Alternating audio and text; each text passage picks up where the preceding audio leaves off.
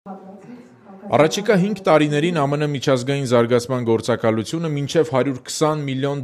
ծրագիր է իրականացնելու Հայաստանում, որի նպատակներից առաջինը նշվում է մրցունակ տնտեսության կայացումը։ ԱՄՆ միջազգային զարգացման գործակալության հայաստանյան առաքելության տնօրեն Քարեն Հիլիարդը ասաց, որ միջազգային հանրության համար ընդունելի չէ հայաստանյան տնտեսությունում մոնոպոլիաների առկայությունը։ Yes, of course. That's why we're focusing on it.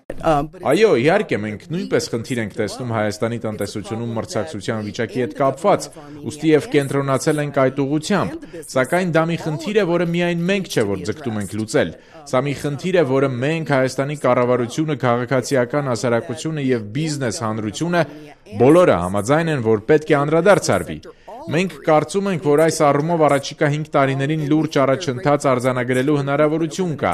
Ոլորտներից մեկը, որն արդեն իսկ բարելավվել է, քաղաքացիական ավիացիայի ոլորտն է։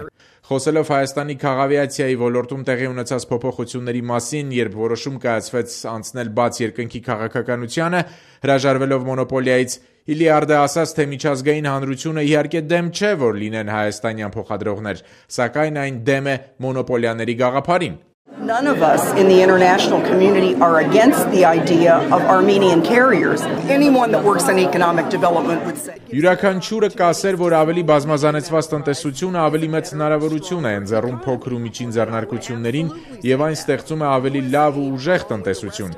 Եվ ես սա ասում եմ հաստատապես։ Միացյալ Նահանգները արևմուտքի եւ դոնորների հետ միասին աջակցում են Հայաստանի տնտեսության բազմազանեցմանը եւ որ տնտեսությունը ավելի բացվի փոքր ու միջին ձեռնարկությունների համար։ Եթե լավ օրենքներ ընդունվեն եւ դրանք ճշգրտորեն կատարվեն, դա կարող է տեղի ունենալ։ Ինչպես որ տեղի ունեցավ տեղեկատվական տեխնոլոգիաների ոլորտում եւ տեղի է ունենում քաղավիացիայի բնագավառում։